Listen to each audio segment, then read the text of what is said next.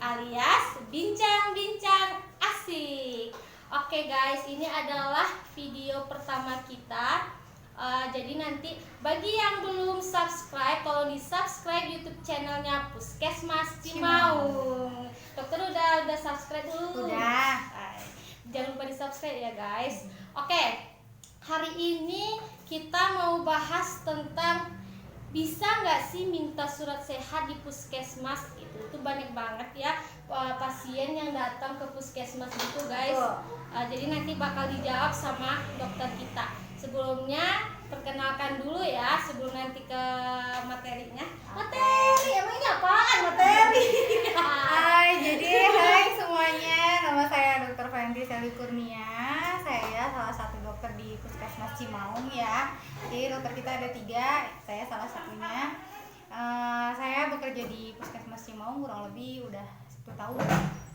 Udah berapa tahun? 1 tahun. Udah lama 1 tahun juga lebih ya. sedikit. Udah lama juga ya guys. Bentar.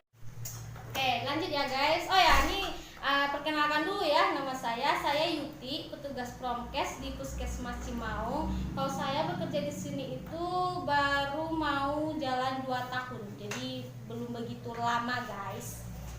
Oke dok, kita langsung aja ya. Boleh. Ini banyak banget nih dok pasien atau masyarakat yang datang ke puskesmas kita. Bisa nggak sih minta surat sehat ke puskesmas? Jadi nanti bisa dokter jelasin sama guys-guys yang ada di luar sana bisa apa enggak gitu. Oke, saya mau ngelurusin dulu sedikit ya. Mungkin yang dimaksud sama Yuti sama masyarakat itu yang diminta surat keterangan sehat. Jadi sekarang ini surat keterangan sehat itu yang diminta sama masyarakat itu ada 2. Jadi ada yang surat keterangan sehat biasa yang kayak buat ngelamar kerja, terus buat sekolah ya, kepentingan sekolah, atau misalkan kalau dulu kepentingan perlombaan, atau kalau sekarang kayaknya mau untuk pemilu ya, pemilihan kepala daerah kan itu harus butuh petugasnya butuh surat keterangan sehat ya.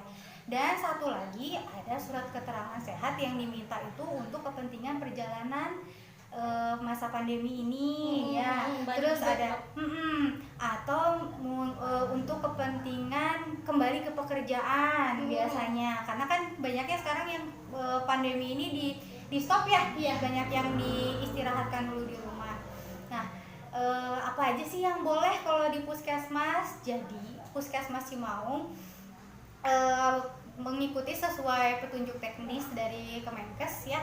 Jadi surat keterangan sehat yang bisa kita keluarkan itu jadi surat keterangan sehat yang hanya untuk surat keterangan sehat biasa, bukan surat keterangan sehat yang menyatakan bebas COVID. Oh gitu ya. Gitu. Jadi cuman itu buat catat 1. Terus surat keterangan sehatnya juga ini kebetulan kebijakan Bapak Kepala Puskesmas kita ya Pak Haji Nandan yang boleh itu khususnya hanya warga, kan biasanya boleh tuh dari daerah mana aja ya minta surat keterangan sehat ke kita. Kalau sekarang dibatasi, jadi yang boleh itu cuman mencakup 4 desa wilayah kerja kita. Desa Cimaung, Desa Jagabaya, Desa Campaka Mulia, satu lagi Desa Pasir Huni ya, sama Desa Pasir Huni. Jadi kalau 4 desa ini mau minta surat keterangan sehat, boleh ke puskesmas dengan catatan kepentingannya hanya untuk melamar pekerjaan atau mau melanjutkan ya. Jadi maksudnya dia baru dirumahkan ya, mau kembali lagi ke pekerjaannya boleh itu, sama untuk kepentingan melanjutkan pendidikan. Itu yang boleh di puskesmas kita untuk sementara ini. Dan yang dilayani itu cuman yang tadi wilayah kerja kita aja ya guys. Jadi cuman 4 desa, yaitu Desa Cimaung, Jagabaya, Desa Campaka Mulia, sama Desa Pasir Huni. Soalnya gini dok, kemarin itu juga banyak yang bukan wilayah kerja kita katanya biasanya bisa di puskesmas kita katanya. Betul. Berarti nanti kan mereka bisa ke puskesmas yang di tempat mereka ya, sesuai domisilinya masing-masing ya kalau sekarang, karena masa pandemi ini sebetulnya kan lebih mudahnya ke puskesmas masing-masing. Itu kenapa? Karena kalau ada apa-apa puskesmas lebih mudah untuk memantaunya karena mereka kan itu wilayah kerjanya masing-masing gitu. Gitu Ya.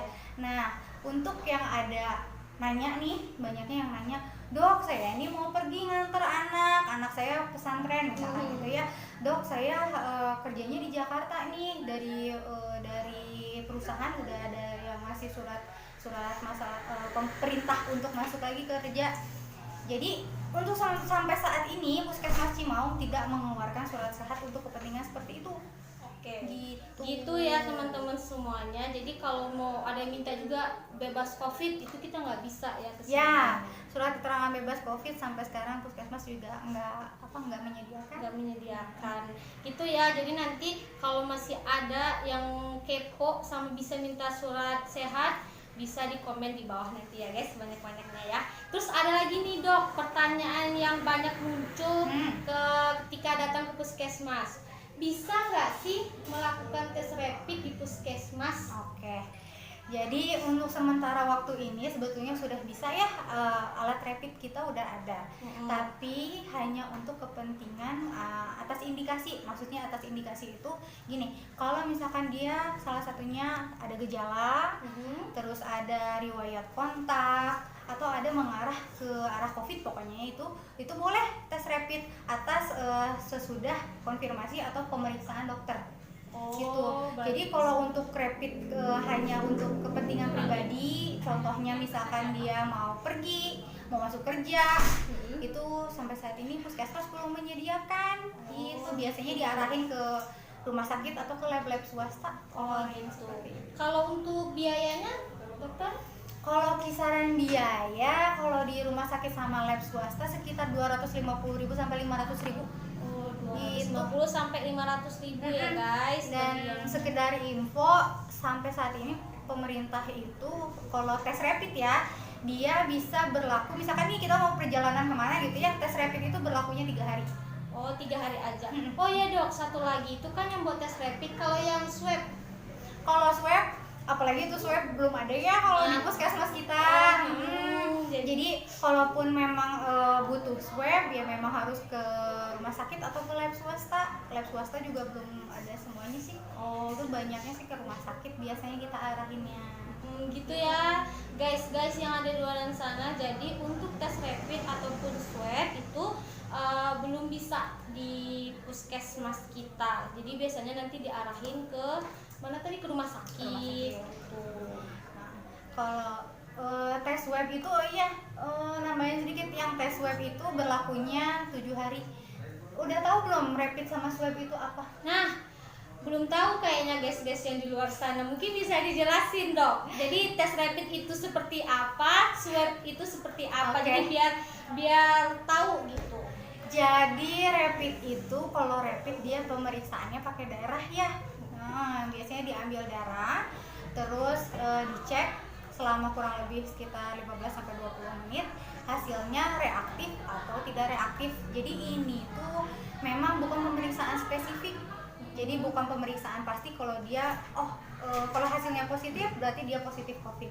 Kalau hasilnya negatif berarti dia negatif COVID. Jadi belum tentu. Jadi pemeriksaan standarnya memang masih swab kalau sekarang. Kalau swab itu yang pernah lihat kali ya, yang dimasukin kayak kapas sama lidi gitu, masukin ke hidung atau ke tenggorokan gitu. Nanti diambil cairan di sana untuk diperiksa hasilnya. Nah itu yang baru dilihat betul-betul ada nggak sih si virusnya. Terus kalau biasanya dok, biar tahu juga, kalau hasil tes swab itu berapa lama? Kurang lebih sekitar 4-7 hari. Kalau saat ini. Jadi lumayan lama juga nunggu hasilnya itu ya. Makanya untuk masyarakat nih, kalau misalkan ada tes rapid terus hasilnya reaktif, memang harusnya sih nggak usah panik dulu, jangan takut nggak mau dites, justru harusnya bersyukur biar tahu dari awal sebenarnya ini nih kita tuh hasilnya apa sih, beneran karena COVID atau bukan. Karena ada sekitar berapa faktor ya, 22 faktor yang bisa bikin hasil rapid itu positif gitu. Banyak juga guys. Banyak. Jadi nggak usah panik, sebenarnya harusnya kita bersyukur kalau misalkan udah ketahuan dari awal. Nah gitu guys. Jadi bagi kalian yang bertanya-tanya, karena banyak banget yang datang ke sini, bisa nggak sih tes rapid berkeperluan ini itu gitu kan. Jadi udah dijawab sama dokternya, nanti diarahin biasanya ke rumah sakit. Oke, Terus dokter mau ini nggak sebelum nanti kita tutup, pesan buat masyarakat di luar sana untuk menghadapi pandemi saat ini? Oke, kalau pesan saya satu ya, nggak satu deh, banyak. Oke, yang pertama tetap waspada ya, ikuti anjuran pemerintah. Jadi virus ini musuh yang nggak kita lihat, dia nggak kelihatan. Makanya tetap ikuti anjuran pemerintah. Yang minimal tuh 3, pakai masker, jaga jarak, sama jaga kebersihan. Selalu cuci Terutama tangan. iya cuci tangan, terutama itu yang paling harus dipegang pedoman kita ya kemana-mananya. Nah, untuk teman-teman juga nih, buat warga masyarakat, ini kan bukan aib ya. Jadi ini yang polemik di masyarakat, jadi seolah-olah penyakit ini tuh kayak aib. Jadi kalau ada yang baru hasil rapidnya positif, atau bahkan ada yang hasil swabnya positif, malah benar-benar dijauhi. Itu sebenarnya ini tuh bukan aib, harusnya ini kita hadapin bersama. Jadi kalau misalkan ada yang rapid positif, itu harusnya kita bantu. Gimana caranya supaya tidak menyebar ke tempat yang lain gitu, tidak menyebar ke kita juga. Gimana caranya? Bukan dijauhi, tapi ajak warga masyarakat sekitar untuk tetap menerapkan anjuran pemerintah. Itu satu. Yang kedua, bantu dong yang misalkan memang ada rapidnya positif itu, sokong, misalkan kita kasih makanan. Sebetulnya kalau misalkan kita jaga jarak aman, itu tuh tidak untuk penularannya juga, angka penularannya juga kan menurun tuh maksudnya gitu. Jadi tetap harus dibantu karena mereka kan butuh support dan butuh sokongan. Ya, sokongan dari masyarakat. Sebenarnya support sih yang paling penting gitu. Pesannya. Ingat ya guys, berarti yang pertama kita harus selalu menerapkan protokol-protokol kesehatan yang udah dianjurkan sama pemerintah. Jangan lupa selalu pakai masker setiap keluar rumah, selalu cuci tangan pakai sabun, selalu jaga jarak. Kayak kita nih udah jaga jarak ya guys ya, jaga jarak ya guys. Terus juga kita harus tidak boleh mendiskriminasi yang kalau ada tetangganya yang positif, jadi harus didukung seperti itu. Jadi diberi semangat seperti itu guys. Nih kayaknya nih video kita udah lumayan panjang ya dok ya. Jadi nanti buat teman-teman yang di luar sana, kalau ada masukan buat kita silahkan di komen aja di bawah ini. Mau bikin video apa, butuh informasi apa, jadi nanti kita akan mengusahakan untuk guys yang di luar sana. Oke, thank you guys. Bagi yang udah nonton, jangan lupa di like, di komen, and di subscribe. See you di next video.